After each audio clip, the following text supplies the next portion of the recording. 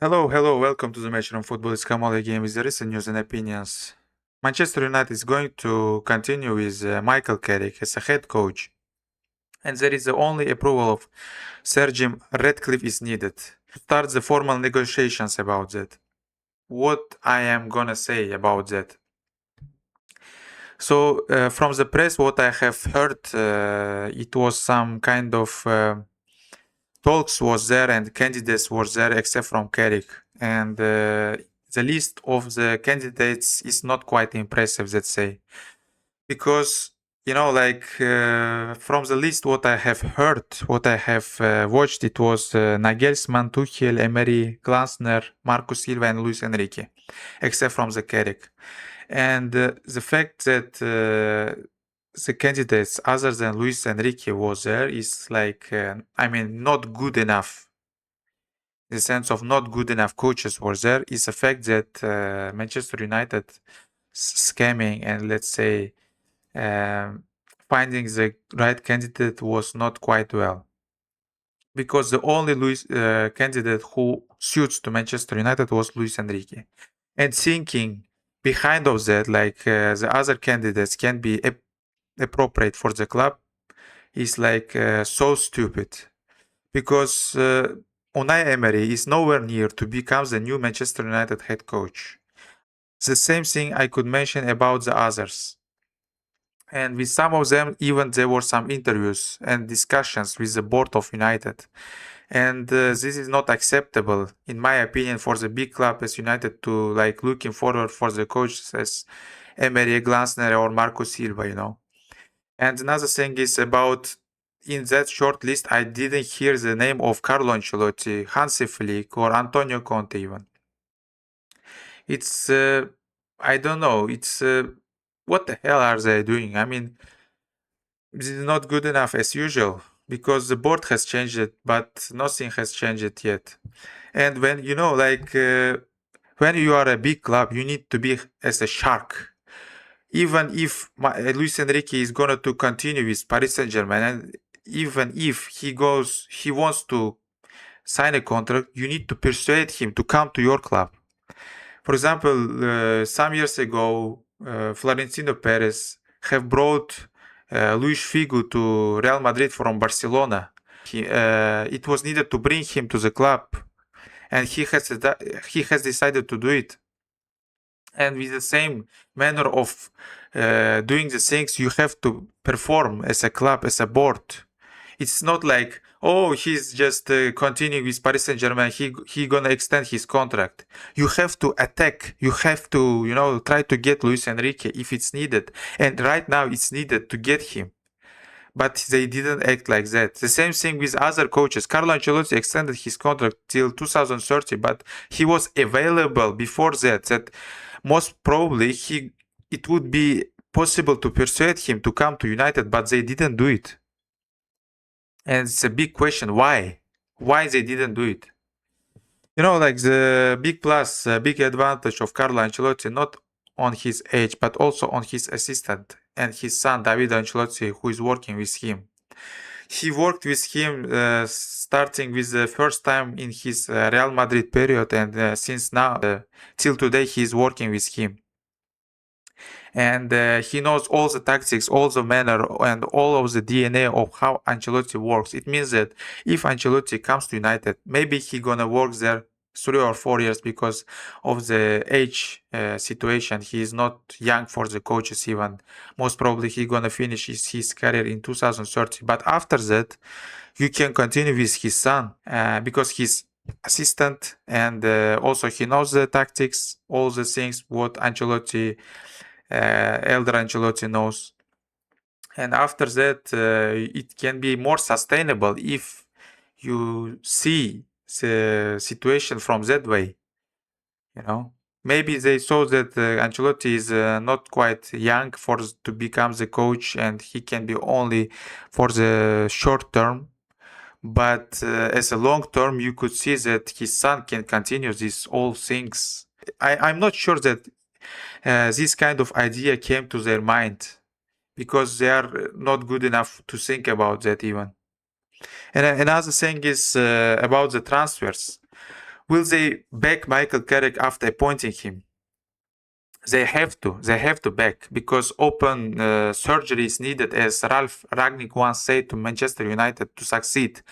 There will be 4 competitions next year with the Champions League football, a lot of games, and in this kind of situation, you have to buy like more players to rotate the team, and from what Ben Jacobs informed to Manchester United stand, there is some shortlisted players to be bought, and as midfielders, I could mention from the what mentioned Ben Jacobs, Elliot Anderson, Orient Tchouameni, Mateus Fernandes, and Ederson from Atalanta.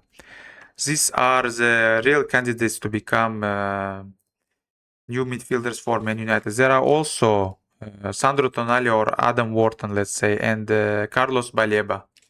But these players are not likely, in my opinion, to come to the club because of their price tag, and as Baleba is African, most probably he gonna go to the AFCON in the middle of the season in some years. And as from the fact, as we know that there is some players from Africa, and they are going as Brian Bemo or Amad Diallo to the AFCON, it will be lack of the players again. So it needs to be balanced.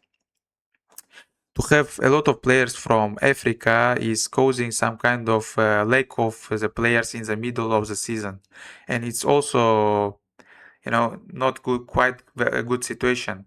The same thing I could mention about Diamande. A lot of like press is writing about Diamande, but most probably in the middle of the season he gonna go to the AFCON, and it's a problem for Manchester United because if you're gonna try to win some big titles and you are players like more than 3 players is going to the AFCON who are starting 11 or at least who are just playing usually, you will have big problems. So like these kind of situations says that most probably Man United is not gonna go for them, and the most players who gonna buy it will be from Europe. And in my opinion, Man United needs to buy somewhere like 7 new players, 3 midfielders, 1 left winger, 1 left back, 1 number 9, and 1 backup goalkeeper for Senne Lammens. And Manchester United board have to back Michael Carrick in that because like Michael Carrick, I can't say that he's a coach who will just do some miracles. And for succeed, for playing good and perform in a good way, you have to have a good players. And in my opinion, there will be some kind of transfers like as a number 6, they're gonna bring Tchouameni or Elliot Anderson. By the way, Elliot Anderson can play in 2 different roles. He can play as a number 6 or he can play a little bit higher. The same thing I could mention about Tchouameni because Tchouameni is technically very good midfielder. His long passes are quite well, and also he can control the game. And there will be the situations that Manchester United buy or Tchouameni or Elliot Anderson. And also, Man United will need someone who will rotate Kobe Mainu, and most probably it can be Mateus Fernandes from West Ham United. Because if West Ham United goes to the championship, they will have to sell. Because a player doesn't want to play there in the championship, he wants to play in the Premier League, in the higher league. So most probably he will try to go to United or somewhere like that, and PSG is also interested in him. And let's see what's gonna happen. But it seems like it's more likely that United gonna buy Tchouameni, Mateus Fernandes. Tchouameni or Elliot Anderson, Mateus Fernandes, and the third one could be the Ederson from Atalanta, because his contract situation is quite complicated. He has only 1 year contract left, and it seems that Atalanta gonna reduce his price tag at the end of the transfer window. And in my opinion, United is thinking to buy right now two midfielders, and at the end of the transfer window, at the end of the August, most probably it can be Ederson from Atalanta, as he will not extend his contract, and Atalanta gonna uh, reduce his price tag. So it will be Ederson with Mateus Fernandes and Tchouaméni or Elliot Anderson. And there is some kind of domino situation through the midfielders, as we can mention that Rodri is most probably can go to Real Madrid. And at the same time, if Rodri comes to Madrid, they will sell Tchouaméni. And if they sell Tchouaméni, they will sell it most probably to Manchester United because Manchester United is interested in him. And this situation, instead of Rodri, Manchester City, who is also interested in Elliot Anderson, is gonna buy him. So in that sense, it will be some kind of domino, but Manchester United will take Tchouaméni.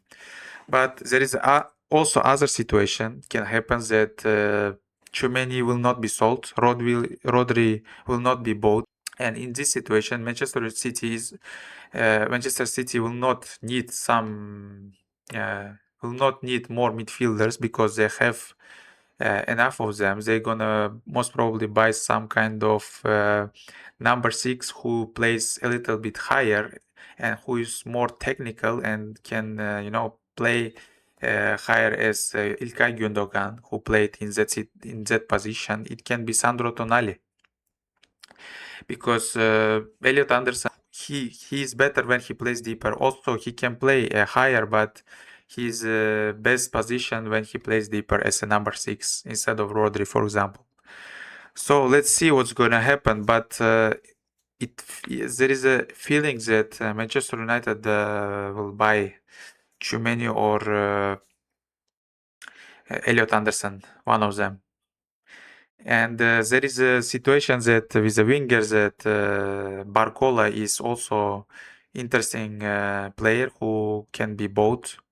And there is also the candidate. There is also in the shortlist of Manchester United the player from the Betis, Abde Ezalzi. So he can be also good option, but I reckon that Bradley Barcola is a perfect one. He suits perfectly to Manchester United in every sense because he is a winner of the Champions League. He played in the high competitions. He has some kind of experience, but at the same time, he's young. He can grow. He can, be better. And if Paris Saint-Germain is gonna buy Diomande, they most probably gonna sell Barcola. Also, there is a situation that Paris Saint-Germain can buy Alvarez from Atletico, Julian Alvarez, and if he comes, maybe the situation also changes for PSG and they're gonna sell Barcola. So let's see, but Barcola for me seems like he suits as a perfect left winger, or he can sometimes play on the right as a player who suits perfectly to Manchester United. And there is also situation of the number 9. It will depend, most probably, will they be able to sell the Zirkzee or not, but they have to sell him because Zirkzee is not, we could see from 2 seasons that Zirkzee is not good enough for Manchester United. He's not type of player who needs to play, who can play in the Premier League. Maybe he will succeed with Antonio Conte's team, for example. Maybe he could succeed in Roma with the Gasperini, but I'm not sure that he's gonna succeed in the Premier League even. And Manchester United is absolutely needs to sell the player who is not good enough for the team because they cannot keep players who are not good enough. This is the biggest club in the world. If you are not good enough for this team, you are going somewhere else and you are playing and you are showing your abilities there somewhere else.